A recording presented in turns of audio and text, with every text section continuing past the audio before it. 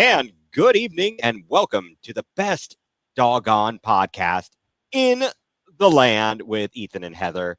The best doggone podcast in the land is a part of the Fanatical Elves Network, a subsidiary of Fans First Sports Network. Thank you all for joining us this evening. And just to get us rolling here, Heather, I just wanted to add this. and I don't want Russia to block us, so I'll leave it at that. But I just thought we've had our share with Russia wanting to block our stuff, so we don't want to do that again, guys. Really, the podcast was blocked in Russia, so I can't believe it. I feel like I've accomplished something at this juncture. So welcome everybody to the best doggone podcast in the land. Ethan here along with Heather. Heather, how are you doing today, this evening, this week? It's Friday. We made it. It is Friday. This week has been a long week. It's been, I don't know if everybody has had the weather. We got the ice. We're supposed to get more tomorrow. So, it's one of those days where all of us at work at the end of the day, we said we're leaving and we are putting our pajamas on and we are going to be in effective blobs tonight. It's All-Star Weekend. You can. Yeah, absolutely. All-Star Weekend. So that is a great thing. We are going to get into All-Star Weekend. We've got a lot of ground to cover here. And technically, Heather, I thought about it. I know that the Super Bowl happened already 5 days ago, but it is still the same week. So it is. We can still talk about it a little bit because I think you can relate that to our home team, the Browns. And we can talk a little bit about what we saw and what it means for the rest of the league going forward, what it means for the Browns going forward, just in our overall thoughts of it. So I'm not gonna say that it's a foul yet. It's kind of like that. How long can you say Happy New Year for? Are you right? How long should you leave your Christmas tree up? Right, exactly. There are all of these societal norms that you have to adhere to. And so we're not going to break that. We will not break the societal norms. We are, though, going to talk a little bit of the not so Super Bowl. I was going with mediocre bowl. Yeah, it was the media, unless you were a Philly fan. Exactly. Or honestly, unless you were a Philly fan or unless you were someone that hated Kansas City with a burning passion, I would feel that was the best Super Bowl ever if that were the Steelers or the Ravens that were getting beat that badly. So I think it depends on your fandom, where your fandom lies. Oh, 100%. Yeah, I watched it. Now, I'll tell you what, and I shared the story the other night. In the battle of man versus the case of 40 bottles of 16.9-ounce bottles of water at BJ's Wholesale Club, the bottles of water won. Man, 0. And so I spent Sunday. Sunday was not a good day. And I got to tell you, not being able to get up and constantly get out of my seat and not watch that crap fest was kind of that might have been more painful than the searing back pain. So there was you already had one thing and then you added that. I don't know. I think it was one of the more polarizing Super Bowls, just, partly because of the halftime show. And so it was an overall, the Super Bowl was, I don't know. It was okay. The commercials weren't that good. I liked the halftime performance, but and honestly, I didn't hate the game. I was pretty mad at Kansas City because they couldn't get any offense going. I needed them to score more for my parlays. Now see that I can understand, and that is one thing in this, the fact that gambling has become legalized throughout the country has made things a little bit more interesting, although I find it rather annoying, to be quite honest. Every game, well, the in-game spread is this, the blah, blah, blah, blah, blah. Yeah. And so to me, I'm like, all right, I've heard enough. I've got it. Yes, you're okay, great, gamble. We did have, I did use my son to put down, we used his savvy to place a wager on the exact score of the game, because actually 2 years ago, had I known this clown, in his class, they did something. They guessed the score and the winner. He had the right score and winner, and I didn't know that he had done that, so I had placed no money on it. But but he had picked the Kansas City Philadelphia winner and score 2 years ago or whatever, when they last played. But this year, not so much. So $1 down the toilet. Did you see there was a story of, and I don't know who he had winning I think he had Kansas City winning the Super Bowl, but he picked the winner for the NHL, for the Stanley Cup. He picked the winner for the World Series. He picked the winner for the NBA because it went into this season, right? Right. And all he needed was Kansas City to win. And I don't know if he cashed out or not. I have to look and see, but I knew he couldn't cash out, once the game had started. Right. So I don't know. I would have probably cashed out. Look, 4 out of 5, I'll take. I mean, that's amazing to do that because now, granted, if we go by it, I'm thinking about, the NHL was the Panthers, right? Was Florida was Florida, yeah, because Sherry was very excited about that. Yeah, one of our counterparts. Exactly. And hey, folks, if you like all of the programming as part of the Fanatical Elves Network this evening, later on, Burning River Browns podcast. I think I should know this. I've done it. Check out at Browns Fangirl, GURL. I'll put her handle up here. Yes. Check her out. Yeah, her and Lou have a really good. They've got a really good pod. So check them out. And the off color humor is fantastic. Lou, he's got some good impressions and lots of insightful stuff there. So please check out all of the other programming that is available as part of the Fanatical Elves Network and as part of Fans First Sports Network. So yeah, the game itself was kind of meh, unless, as you said, you really hated the Chiefs, you were a big Philly fan, or you just had maybe you had a big wager on it or something. And for me, I don't hate the Chiefs that much. I don't love Philadelphia that much, and I didn't have a big wager on it. So it really was a meh bowl for me. Did you see, though, after the game, how impossible it is not to like Jalen Hurts and to not like Saquon Barkley, two of the most likable guys. And I didn't realize I always liked Saquon Barkley, but I didn't realize Jalen Hurts was such a likable guy. Yeah. And I think it's the Philly fans that kind of destroy their own team. Did you see at the I hope everybody that went to the celebration parade, if you're watching, you were safe, because I saw there was a shooting at the parade today. So they're terrifying. Philly fans are a little terrifying. So I think that was why it was so hated. It was the fans versus the team essentially is who is the most hated. Right. Exactly. You hit the nail on the head, Heather. And actually, you talk about Saquon Barkley and getting to know these people. He actually appeared on, they got him on the phone. He did an interview with Howard Stern this week, and it was very enlightening and interesting. I got to know Saquon Barkley, the person. Yeah. If you're just a casual fan, if you didn't follow him, to be able to hear him on the air, and Howard is not a sports aficionado, but he's going to ask them lots of questions just about their upbringing and getting into getting into the game. And it's a different side of things.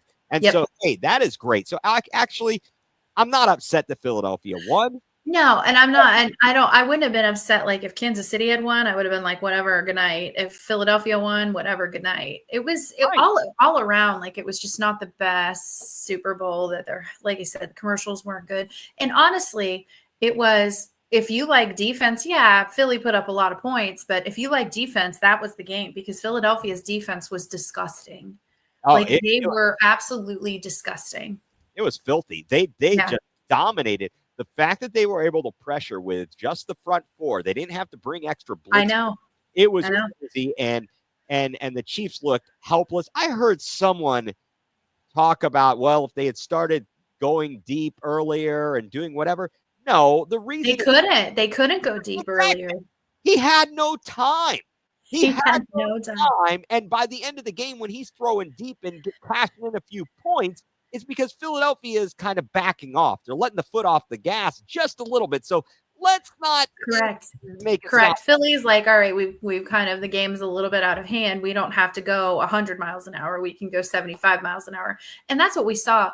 We saw a different type of defense that Kansas City has seen all year long. And I think a lot of people lost sight of the fact that Kansas City hasn't exactly been the offensive explosion team that they have been in the past. They only put up 30 points more than they only put up 30 points in one game this year.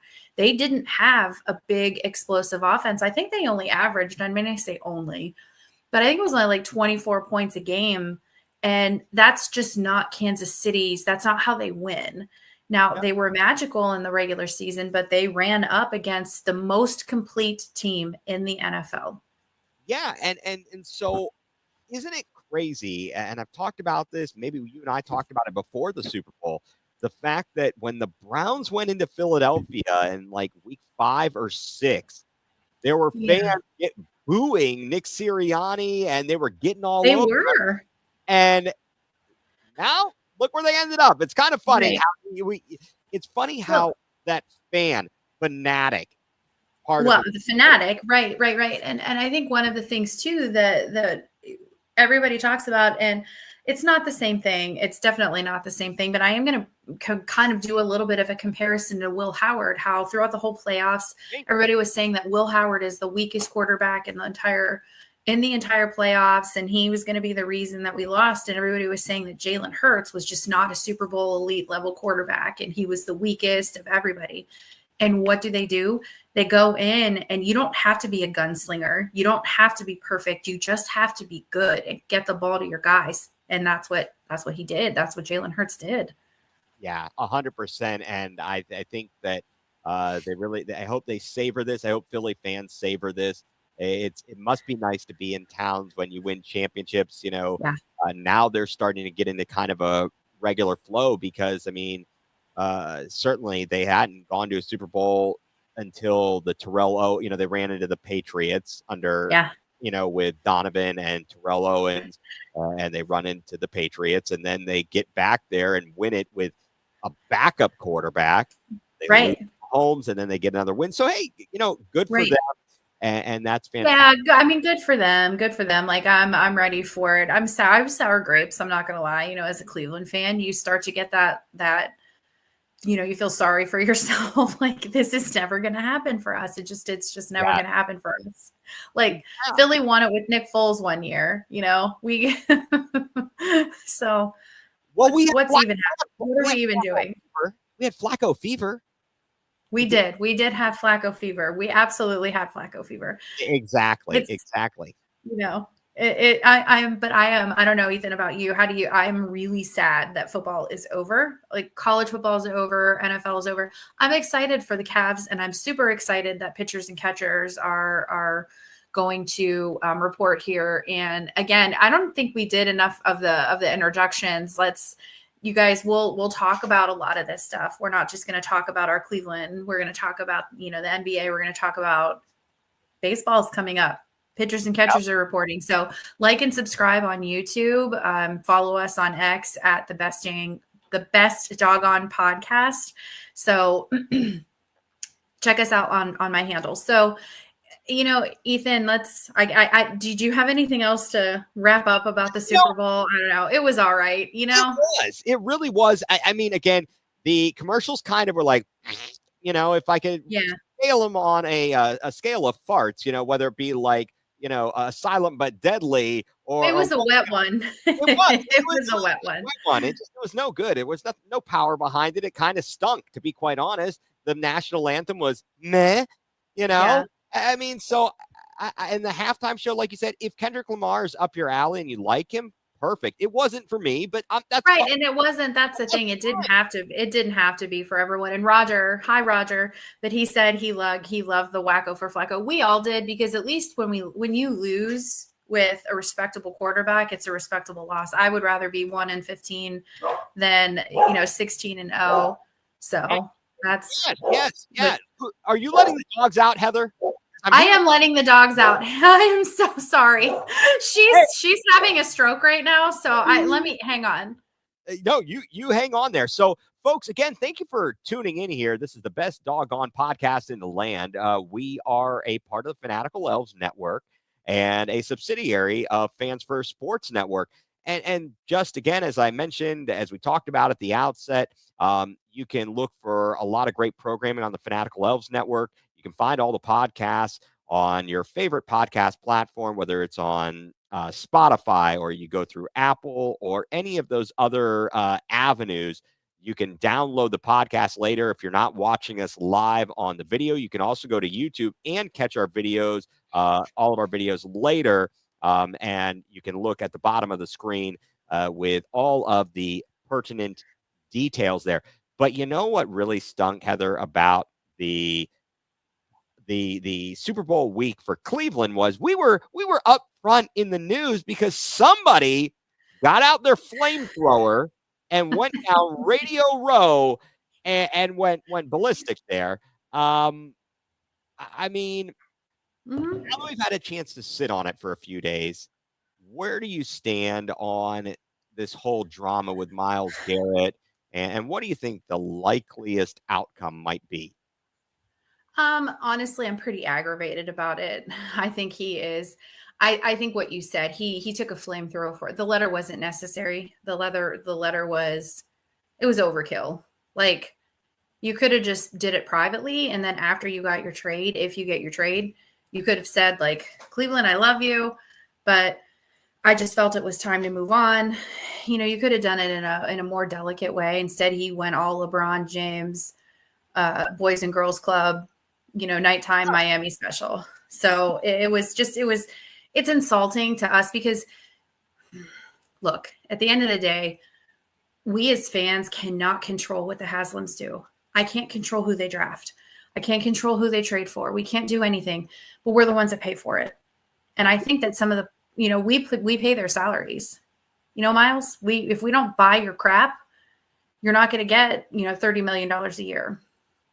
So I think at the end of the day, they don't owe us anything, but I think you have to be sensitive to the fact that we are suffering for this. We're paying for the Deshaun Watson trade. We are. And it's part of the whole attitude in Cleveland and Northeast Ohio, they get us factor, right? Yeah. And it felt like with Myles that he did get us. You know, he's got a little bit of ownership in the Cavs. He's always around and seems like a good dude. And I'm pissed off, but I'm not liking the way he's going about it. The fact that, and the question is it because, and I've heard others as part of Fanatical Elves, one of our fine people, Steve Gill, talked about this, you know, who his agents are. They're Clutch Sports. Oh, yeah. Yeah, they are. LeBron, they are NBA players. So they're trying to essentially operate the way they do in the NBA. And it's not that way when it comes to the NFL. I mean, remember, Darius Garland said he wanted to trade if they extended Donovan Mitchell. And you know what happened? Nothing. He did not get it. I do remember that. He did not get a trade, and he's going to be an all-star. Right, and that goes to the So we will. He's happy as ever. He's happy as Clem. He's having arguably the best year that he's ever had. Oh, 100%. And I cannot wait to see all of them this weekend. We've got three of. Sorry, I'm like all kinds of messed up tonight. And it's okay. You're freezing a little bit, but we are working through it. We act like nothing is actually happening here. We just keep on rolling. We truck right on through, just like we'd like to see, I don't know, somebody truck through. I can't come up with the right line there, but yeah, it was just kind of crappy. And when you watch the Super Bowl, how many does it just make you feel like we are so many light years away from our team being in contention for a Super Bowl? Yeah, it does. It really, we're not even in the same league. That's how it feels. We are not. I mean, we can't figure out our quarterback situation. The draft is going to be interesting. We will, because we are fanatics, we will find a way to get ourselves excited about whatever, and it gives us a lot to talk about. But let me ask you this, because this is in the news. So I'm going to do a would you rather. A lot of stuff has come out of New York and in the media that the Jets have said bye-bye to Aaron Rodgers and said, we do not need your services any longer. So if Aaron Rodgers were available at the right price, Would you rather have Aaron Rodgers or Bailey Zappi? I don't want Aaron Rodgers. I'd rather have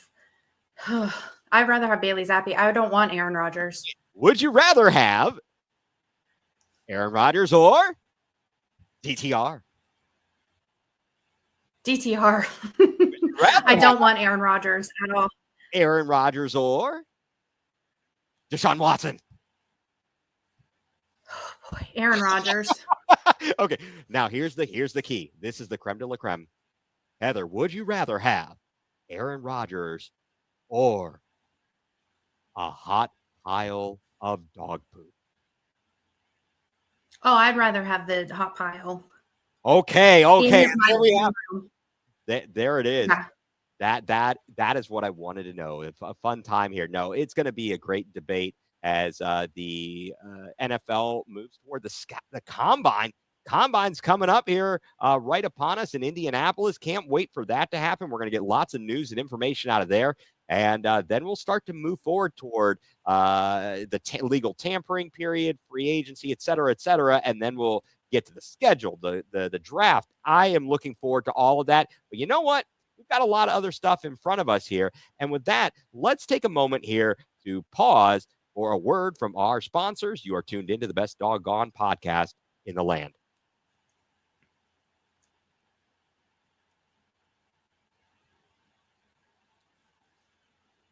And thank you, everybody, for continuing to tune in to us. We are the best doggone podcast in the land. Heather and Ethan here.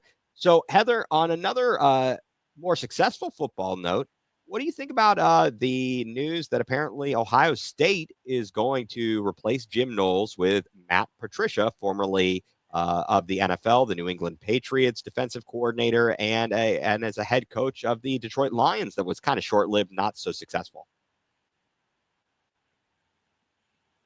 Okay, so at first I was upset about it. Not upset. That's not the right word.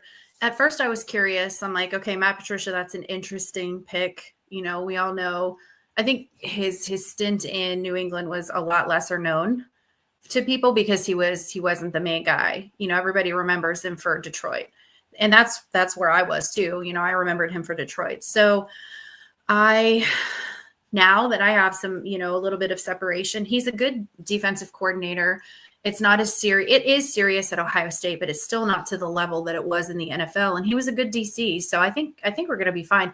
Plus, we're surrounded by some of the best recruiters in college. That's maybe he doesn't love the recruiting piece of it, but I think, you know, he's surrounded by people who are very, very good at recruiting. So I think it was a good pick. I think it was a solid pick. I'm okay with it now.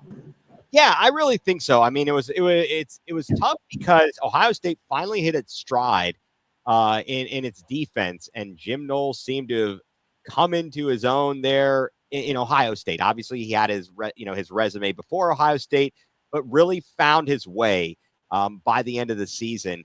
And Ohio State was playing great defense, and so it was tough to lose him to Penn State. Kind of odd, but okay, you know, it is what it is. Yeah, that was a little bit. That was a choice. I don't know.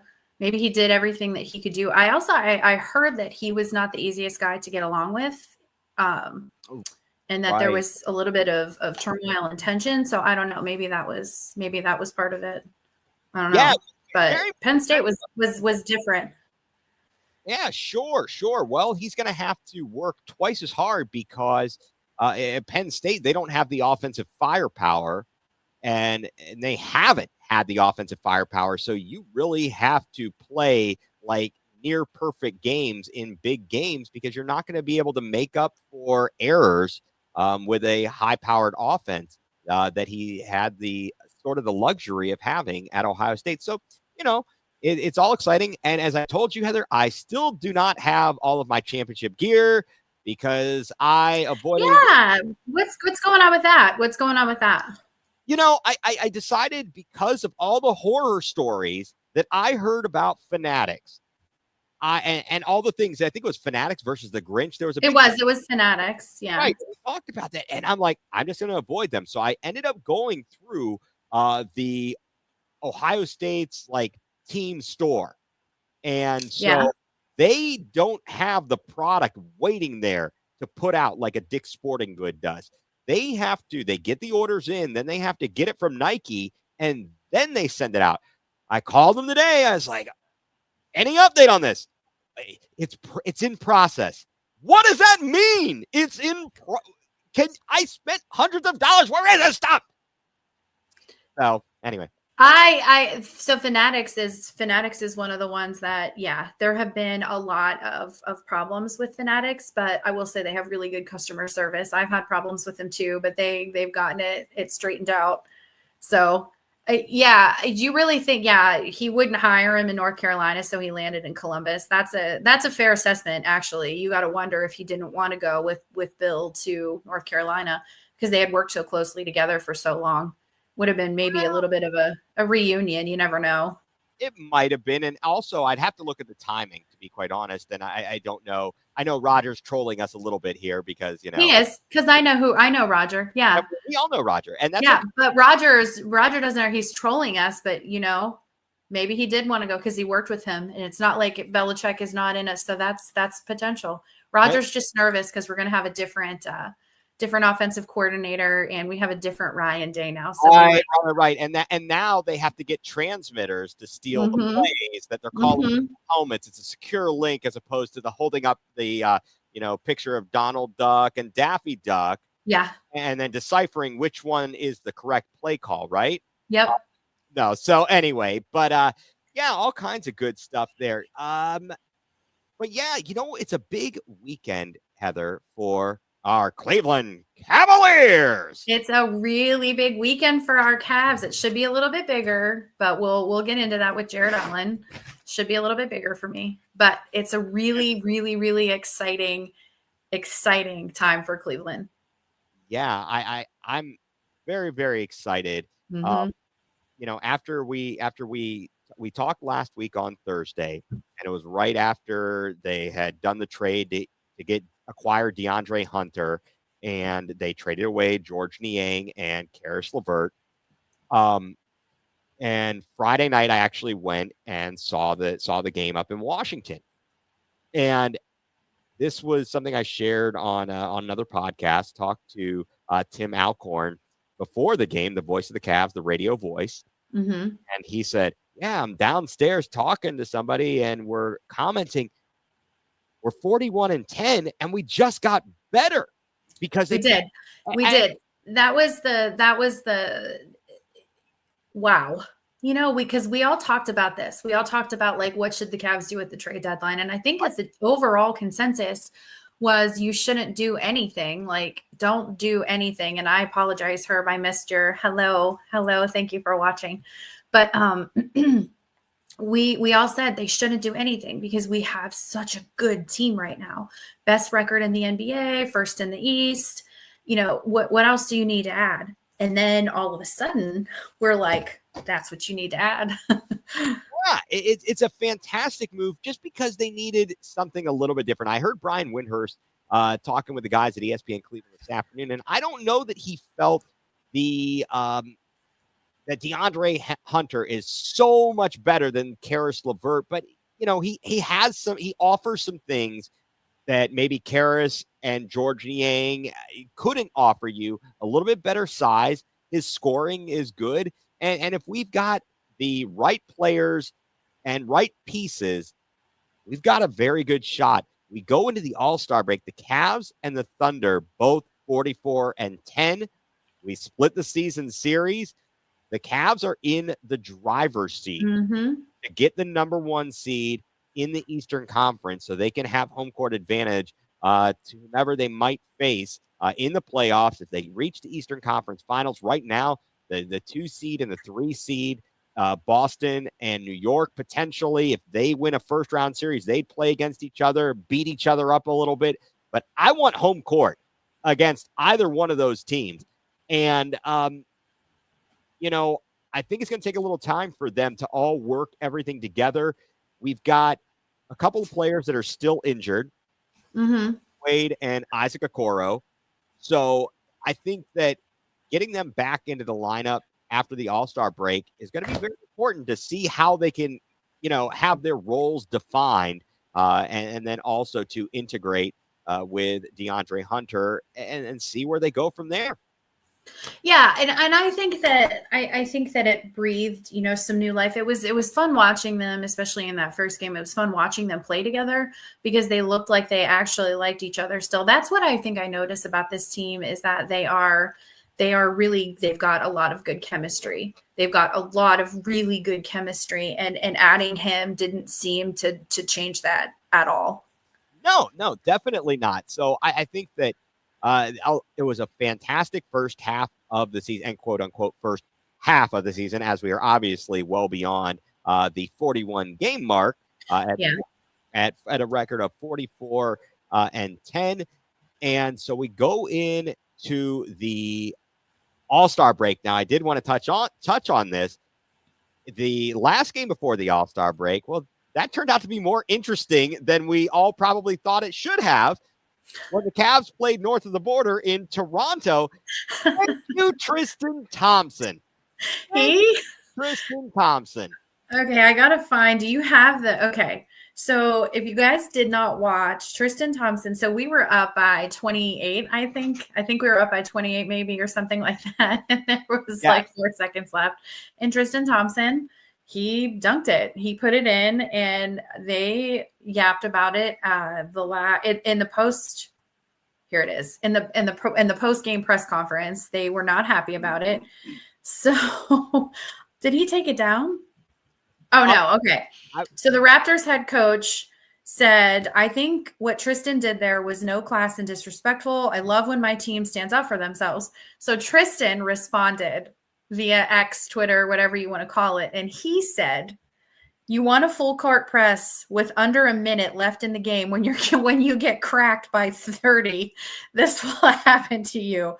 Lose for draft lottery and be happy, buddy boy. Hopefully you and most of your guys see the light at the end of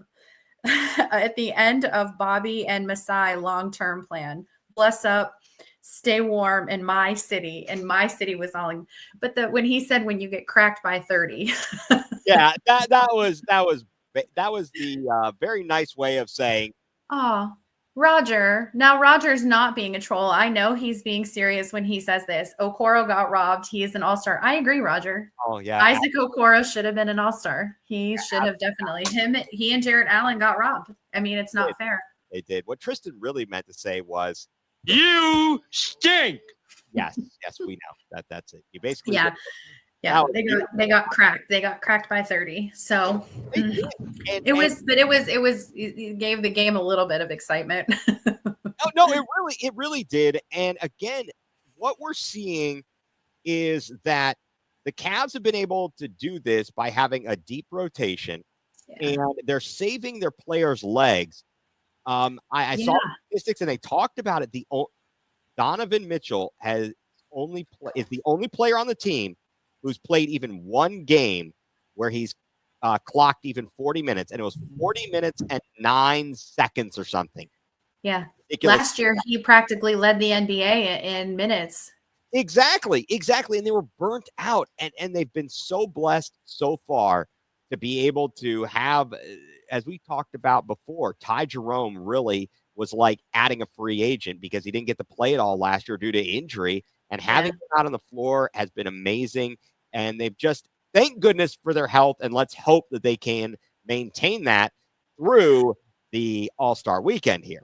Yep. Yeah. Because All-Star weekend is coming up on us, guys. And there's not it's not a very huge mix of teams, but there are some teams that are really represented, and the Cavs are really represented this year. I know that we're I know that we're homers, but even the casual NBA fan can admit that Cleveland is very well represented. They have Donovan Mitchell, they have Evan Mobley, and they have Darius Garland. So, and Mobley and Mitchell are going to be in the skills challenge, and Darius Garland is going to be in the 3-point challenge. It's kind of reminiscent of Kyrie Irving years. Yes, definitely. I mean, I would go so. I mean, first of all, we had the year with, the Irving Love, Kyrie Irving, Kevin Love, and LeBron James. Yeah. That was nice. And they showed the different seasons that the Cavs have had 3 3 players in the All-Star weekend, the All-Star game, when you go back to Price, Doherty, and Nance. Yes. Yeah, I saw that. And that's just phenomenal. They're just in really good company right now. And you know what? I think that Jared Allen deserved it. And again, I fully admit that I'm a homer, but the thing is, I think is that Jared Allen isn't averaging as many points as he did last year, but he is more efficient this year. He's not playing as many minutes, and but he's way more efficient.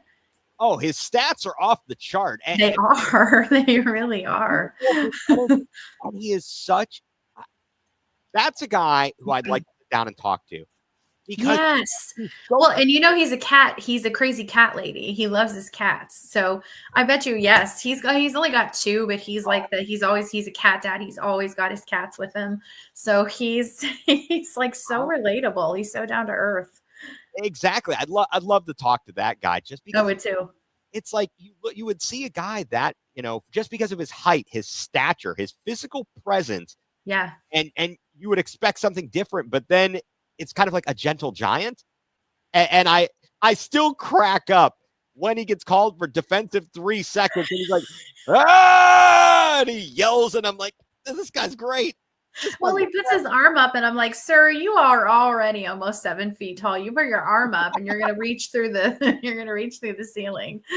Yes. I mean, he does so great. And then the combination of Jared Allen and Evan Mobley, the big alley-oops, and throw it down with Frobley. Just loving that. The guy's a good dude. I did talk and say, hey, Tim. I said, Tim Alcorn, I said, what are we going to do about Jared Allen? His shoes are going to wear out here. We need to get with Nike because he's still wearing Kyrie 3s. Yes, I know. He's like, I'm not spending money on shoes. He's like superstitious is what they said on the broadcast. I think Kaylee, maybe the either Serena Winters or Kaylee Griffin. I don't know which person it was on the Cavs broadcast, and they were talking about it. And I mean, the shoes are getting wore out. I'm like, dude. They're going to have them resold. I can't believe that they aren't already. They've got a lot of mileage on them. I think he might have separate shoes for practice. Practice. We're talking about practice. Yeah. Practice. You can't, any sports fan, you cannot ever hear the word, it's just practice, and not quote that. You cannot spit that quote. Right. And then you can't even start to talk about what it's going to be when you get on the playoffs. Playoffs? No, we're talking about practice. No. We're talking about All-Star weekend. So let me ask you. All right. I like All-Star Saturday. I don't love the celebrity game, which is why we're doing this now. I like the well, it's the rookie sophomores. I know they call it the rising. Don't they call it the rising stars or something like that? Do. And obviously Saturday is fun. Arguably though, Saturday, the weakest event anymore is the dunk contest. So I'm not sure. What are your takes on the dunk contest? Because I know how I feel. All right. So my take is this. So first of all, how many different things can you actually do?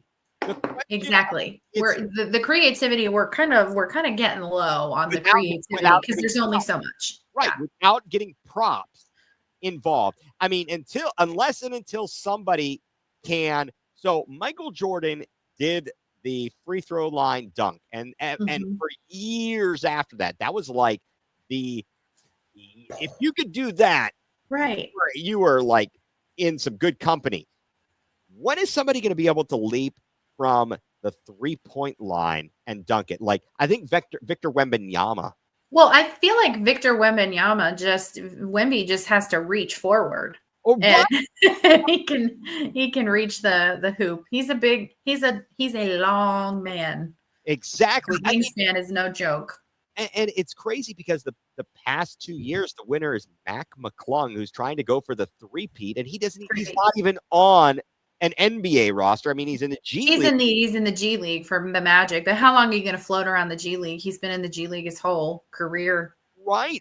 And think about other small guys who have won the slam dunk competition, starting way back with Spud Webb. Spud Yeah, Webb. I want a Spud McKenzie, the Bud Light. Spud McKenzie. Yes. Yes. I mean, Spud Webb was amazing. He What was he's doing, and that, I mean, you look at him and you talk about like Tyrone Muggsy Bogues, just amazing. Muggsy Bogues. Yeah, it was Nate Robertson Nate Robinson. Sorry, Nate Robinson. Was he one that was? He was in it. I don't know if he ever won. Yes, he won it twice. Did he won? Okay, that's So you little guys can win. Kenny Smith won it. Oh yeah, I forgot about Kenny. Kenny Smith, the guy is like, man, 100 pounds soaking wet. His knees are like He's little. Have you seen him on TNT? Yeah. I mean, I don't know if that's always the way his knees were or if that's a new thing, but he just looks like they're all what's the word? Like knee knocking. Yeah. I can't think of the right term, but those are the guys that really amaze me. I wish they could do more without having to use props or people or right. Some of I remember when Dwight Howard did the dunk and he touched the top of the backboard and he had the sticker of himself smiling with the thumbs up. Like that was funny. That was kitschy because it still wasn't like a prop. He still dunked. He just reached up, grabbed the backboard, and then dunked it. Exactly. The dunk contest now is more of it's just and everything is a show, but you still should be, and it's not that it's not talented. I just think it's lost a lot of its luster. So I'll watch, but I'll just be like, meh, like I could do any of that. I couldn't even do it with a trampoline and a ladder, but I can judge other people who do. That's what we are able to do. We are allowed to be armchair NBA slam dunk contest judges. We can be armchair judges. That's what it is. I still believe that Dwight Howard should not have won the dunk contest though, because he did not dunk that ball with his Superman cape on. It was hilarious. Yeah, it was. He threw the ball into the pocket. He did not dunk it. I don't see how you could award him with that. That's like the robbery of Dominique Wilkins when Michael Jordan won the. I mean, Meek, the human highlight reel, got robbed. He got robbed. Oh, Dominique was just sick. That's probably why he's one of the meanest judges. He's like, you're not getting any. I didn't get any. You're not going to get any. Exactly. I liked when I'm certain about this. When the most recently the All-Star game was in Cleveland and they had the slam dunk competition that Larry Nance Jr. participated and he replicated the dunk with two balls that his father Larry Nance had done back in the day as a member of the Phoenix Suns. That was amazing. That was really cool. I like the nods when some of these they do the nods back, but I think part of the judges know because they are in that industry. But some of the problem is that they belong to our generation, not the younger generation. Well, think about it. Okay, so you had I think it was D Brown did the arm over his eyes. Yeah. Then was it Isaiah Ryder who was flamed out in the NBA? Didn't he put his jersey over his head? Yeah. Was it him? Was that who it was? Gosh. I thought that was a while ago. But we've seen some and now you don't see the top of the top player. No. Well, LeBron never entered and why is that, do you think? Is it a matter of I don't want to lose? No. Did you ever hear LeBron give his explanation? He said the reason that he doesn't do it is because his dunks aren't designed. His dunks are just in game and he just does in the spur of the moment. And he's not good at putting together an actual dunk. His games are in-game dunks. So he wasn't comfortable. I mean, I think it's probably a load of crap because you could put something together and he just probably was not wanting to lose. Man, that's lame. That's lame. It's LeBron. I mean, I'm just saying what he said. yeah, this is what I said. Think goodbye. Yeah. Adios, dude. No, that was come on, man. Because that kind of thing, that kind of fire, and the power of his. So some guys are finesse dunkers and they do all kinds of whirly birds and stuff, and then you get the guy who just ram it home, and that's amazing. I mean, certainly we've seen some good ones. I think though, recent memories. Zach LaVine and Aaron Gordon put on. Oh gosh, yeah, Zach LaVine. Yeah, he's a big guy. I mean, he's just a big boy. Oh, yeah, absolutely. I don't even know these other guys who are participating. I saw the names and I'm like, Okay, I can't even pronounce this one name. It's Matis Buzelis, I think maybe he plays for the Bulls. Admittedly, I don't watch Chicago a whole lot. Stephen Castle for the Spurs, I know Stephen him. I Castle, know him. Andre Jackson for the Bucks, and then Mac McClung. And I'm Okay. sure I missed someone else, but that's two. That's it. There are four. It's 4 this year. Well, did you see that they also changed the format of the NBA All-Star game? There's 4 teams now. Yes, I saw that, and I'm actually for that reason, because I don't quite have it figured all out. I'm actually inclined to watch it. So they've done such a yeah, me too. They've done such a terrible job explaining I understand. Yeah, you've got 4 teams. Well, there's 3 teams of of NBA players divided up. And then there's going to be the winner of this mini tournament, the Rising Stars, which is going on tonight. That's going to make up the 4th team. Correct. And going to 40 and so on and so on. But I'm actually it's first to 40. I forget what it's like. There's a league, NHL basketball team, the basketball tournament, TBT. Oh yeah, with the Elam ending. Yeah. It's like that. That's what it seems like. That's the format. And I'm not mad about it, but I'm also, I guess maybe to stop the score from being like 276 to 270. Yeah. Because there is no defense in there. So you actually want to play defense now because you want to stop them from getting to 40. So maybe that is 100%, Heather. You want to, I think that maybe this will spur some more actual competitive games and nature out of these guys, because the All-Star game still used to be pretty competitive back in the day. And I know I'm aging out. I'm showing everybody how much of an old fart I am when I'm talking about back in my day, I played competitively. Get off my lawn. Yeah. Go ahead. Breaking news here. The Naismith, did you get that? Did you just get the Naismith? It has to do with basketball. Okay, what you got? The Naismith Hall of Fame, they just announced who are finalists. So Sue Bird, Maya Moore, Sylvia Fowles, along with coaches Billy Donovan and Mark Few. And then there is Carmelo Anthony, Dwight Howard. Who else do we have? Oh, no. Now they're just actually, I'm very impressed with this article because they're talking about the women and how Maya Moore definitely deserves this. So those are some of the ones that were just announced. Yeah, I see this. The other Hall of Fame and finalists include NBA referee Danny Crawford. What? Wow. What is he? Is he is that the booby prize? Does he get put in the bathroom? Do they put his plaque up over the crapper? I mean, over the urinal. Maybe, he can catch the splash. Buck Williams of the Portland Trailblazers. Love that guy. Played a lot in Blazers versus Bulls on the Sega Genesis. A little Buck Williams. Sega. Yeah. That was. It's a good, especially the women. I don't know if anybody on here watches the women, but Maya Moore was, and Sue Bird. Hello. Oh, phenomenal players. They have really helped shape Trailblazers. Yes. And not just Buck Williams, being actual Trailblazers. There you go. Yes. Yes, exactly.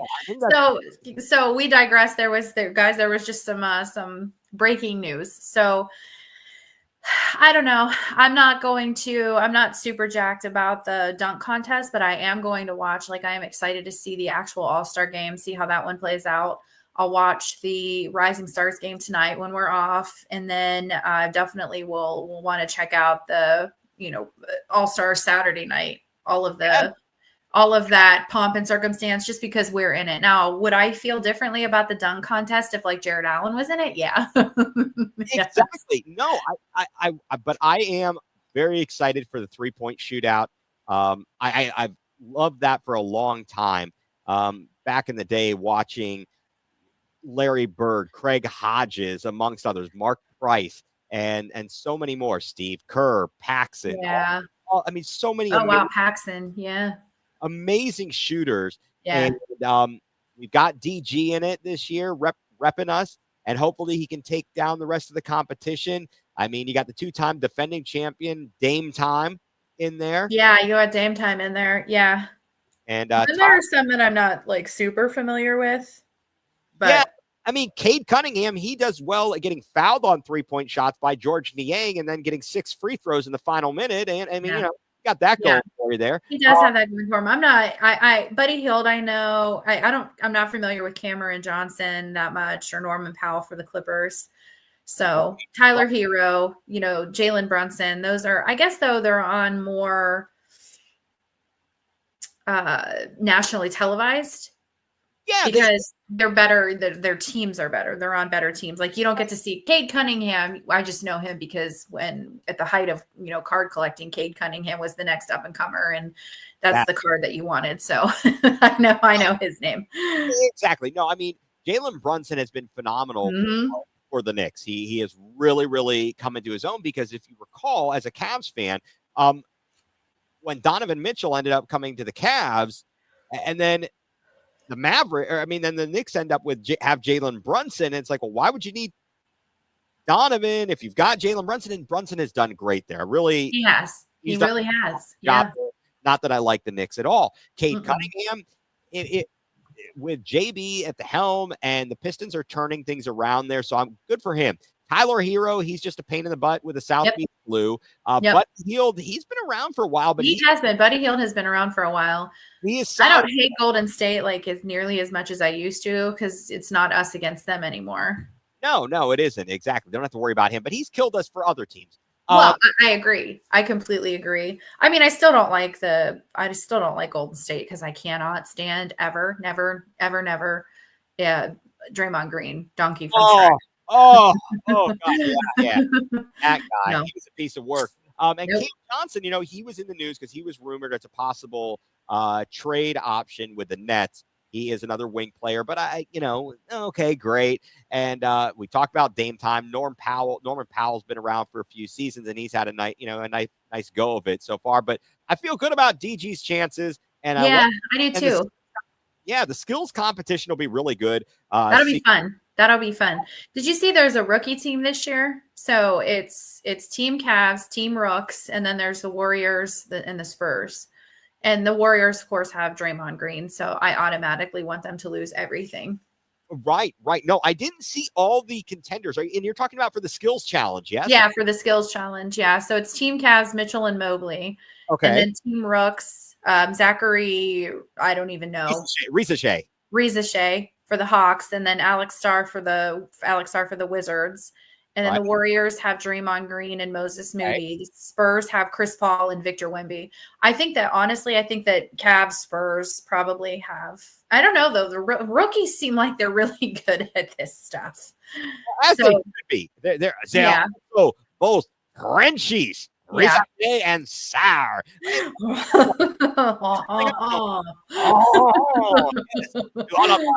Have a croissant. That's the extent of my middle name is French. My grandmother is a first-generation immigrant, so I should know. Yes, yeah. I'm actually named after her, so I should know this French stuff because she was French. I mean, like she was French. She came over here when she was 8 years old. Wow. Well, my dad and grandmother, they came here from England. So I am, I guess would that make me first? So he would have been, I don't know what generation. But she was actually first generation because she came over here when she was 8 years old with her sister, not with her parents. Her parents said, we're sending you over there. Good luck. It's in God's hands. So she was first generation. Yeah. Oh, wow. So that would make you said your grandparents were? Right. So my dad, when he was 13. Yeah, it's fun. So I digress, but I should know about these French players. Yeah, exactly. So we got a lot of excitement going on in the NBA here. And I'm really curious about the All-Star weekend. And we've got, spring training is just about ready to get things underway. The Guardians, the pitchers, catchers reported this week.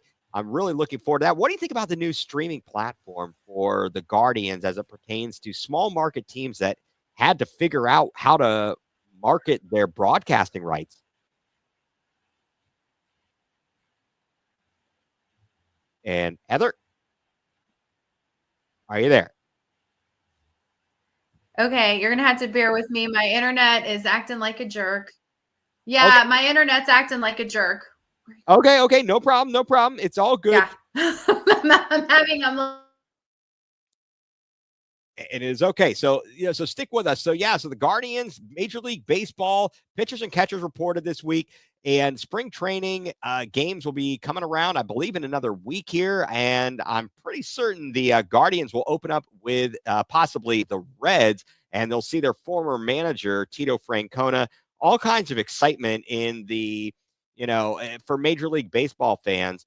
Even if you are a fan of some of the smaller market teams, certainly, we saw that last year the AL Central had three teams in the playoffs, and the Guardians pushed the Yankees. Ultimately, the Dodgers won the World Series, but definitely looking forward to baseball season. But before we even get to that, uh, college basketball is making the way toward the end of its regular season, and it's not going to be long before we're going to be talking about some March Madness here. Um, doesn't look like UConn is going to be in any kind of a position to possibly repeat this year. Certainly, Dan Hurley and the boys are having a tough time out there, a tough go of it. Auburn, Alabama, the SEC is dominating the top 25 right now. And it's really going to be fun. And Heather, how has the internet improved? Did you kick the crap out of somebody? my my no on a something. My internet is Spectrum. If anyone that is Spectrum is watching, I hope your company goes under because it never works. Oh, oh boy, and that is okay. The technical difficulties happen. We go through these things, but yeah, what do you think? March Madness is around the corner. Are you surprised at all about how dominant the SEC is right now in the top 25? No, because I think that's something that we've seen year in and year out. The Big Ten used to be the conference for NCAA, and I think the SEC is just starting to overtake that a little bit. They're starting to take basketball a little bit more seriously. So no, I haven't been too surprised because honestly, the regular season doesn't matter much. No, it Did doesn't. I? No, no, you get into the dance, and that's the most important thing. Certainly, the better rank, or better seating you get, the better off you're going to be. And you know, in the top 25, Auburn and Alabama are 1-2. Flip them and flop them in the AP top 25 and the coaches poll. Another team also in the top five has been Florida. So definitely the SEC has certainly, as Heather said, really gotten back to being at the top of the NCAA men's basketball world. And we'll have to wait and see also if the women's tournament is as exciting this year as it was last year. Certainly for fans of women's basketball, they got to watch the whole everything unfold last season with Caitlin Clark and people, as Cleveland fans, Heather and I, our hometown, got to host the Final Four. It was just an amazing Final Four there. And ultimately, as great of a story as the individual Caitlin Clark was, they couldn't win it as a team. One thing that I saw this year that I thought was a fantastic turnaround is St. John's and Rick Pitino. Rick Pitino, last year in his first season at St. John's, not so good, my friends. Not so good for St. John's. And this season, they lost the other night. I believe they're 21-4 now. But what a turnaround, because last season in February, he's coming out in the press after a loss, and he says this: our lateral quickness and our toughness is just something I've never witnessed in all my years of coaching. We are so non-athletic that we can't guard anybody without fouling. for a coach to come out, and obviously he's got a certain amount of clout with all of his history and his successes. He comes out and he says that in his first season. I could have seen that being the straw that breaks the camel's back, just destroying things for the program and for his players. Yet this season, they're in the top 10, and they have bounced back.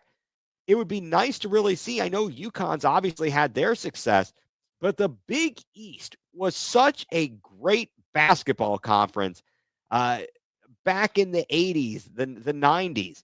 And you would watch those Big East tournaments played at Madison Square Garden, and they were absolutely captivating. And we are back. Whoa.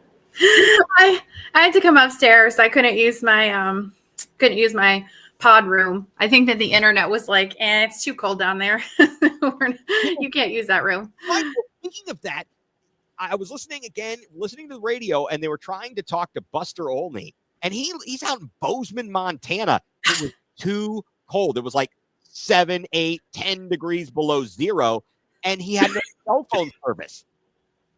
He's like, no, I can't. The weather it's too cold. I think I'm all set. I think we're good. So I think I bolted out of here when we were talking about spring training. I don't know how far you got with that. Well, I didn't go into that too much. I talked about just again, even for the small market teams, there's a lot to look forward to. They showed it in the playoffs, at least on the AL side of things, because you had Kansas City, Detroit, Cleveland. I mean, 3 out of the 4 remaining, when it came down to it in the division series, right? 3 out of the 4 were from the AL Central. Mm-hmm. And Cleveland, they ran out of gas, but they fought hard against the Yankees. And they did fight hard against the Yankees. And looking at it now, do you think anybody would have gotten past LA? I don't think so. I don't either. That's a whole, and that's another, like, guys, just stay tuned with us for this season, because we are going to get into baseball, and follow us everywhere, because this is one of the things that we're going to dive into. There's so much to unpack with baseball. There's so much to unpack. There's the salary cap, rules and lack of rules, and just the commissioner and just all of the things that go into baseball. And there's a lot of controversial stuff. So we will be unpacking a lot of that. We will be. And now Heather, I don't know. I don't know what, if you're one of the people who you're talking about your internet service. I give up. Don't give up. Don't give up. If you cut the cord, would you? I mean, for me, being out of market, I can't watch the Guardians unless I get the MLB TV. But now seeing the new package that has been made available, $99 for the season is $99.99 for approximately 150 games. That is not a bad deal at all. To be able to watch the Guardians on the regular, if I have time in the evening, it's something nice to throw on. They're on, they'll play 17 games in 18 days or something like. So you could just sit down in the evening. Hey, here we go. I got it. It's all good. I'm looking forward to that. I don't know if it's on your cable package or if that's something that you might have to invest in. It's possible. So, and folks, thanks for sticking with us here. Apologize for the technical difficulties. But yeah, so a lot of stuff is going to be going on, and we really appreciate, you being along with us, and follow along with us every week. We're going to cover a lot of topics, not just our hometown teams in Northeast Ohio, in Columbus being Ohio State, etc. We're going to try and hit on a lot of the national stories here. So with all of that in mind, we are going to cut this one here this evening. Apologize again for the technical difficulties. Wanted to thank everybody for tuning in this evening. We will be back again next week. Please follow us everywhere. Follow me, follow Heather. Wait, we might have a appearance. Wait, Heather, are you back? I don't know. You guys, I do not know what's going on. There's like a sign that says I need to put my pajamas on and go to bed. Right. And you know what? I was just actually thinking, let's keep everybody stay tuned and join us again next week. And we're going to have lots more to talk about. because, well, you know what? Sports doesn't stop, and the stories are going to be there. We're going to be we're going to be recapping all that happened over the All-Star weekend. We're going to get ready for the second half of the NBA season. We're going to be gearing up for spring training. We'll start talking about the combine and everything else you can think of. There's a lot going on out there. Again, follow us wherever you can, get your podcast. If you want to download us on Spotify, on Apple Podcasts, etc. Follow us on YouTube. Like and subscribe. Look at the crawl there. Follow Heather on all of her social platforms. And you can follow me. My individual handle is there at egreen4325. You can see for the podcast. Please like and follow us on X at TBDGPITL, the best doggone podcast in the land. Follow all of our friends at the Fanatical Elves Network and Fans First Sports Network. So again, Heather, I'm so sorry, you guys. It's it is just one of those days where nothing is working out for me. You guys have watched. I apologize. I always try to do better, but Spectrum has other ideas for me today. All right, hey, don't give me that Kevin Stefanski line. I don't want to hear about doing better. I will do better next time. All right, let's I get it honest. I get it week in and week out, so I get it honest. No, it is all good. No, Heather, thank you so much. Another great episode of the best doggone podcast in the land. Yes. We'll look forward to bringing you all more coverage next time on the best doggone podcast in the land. Thanks, guys.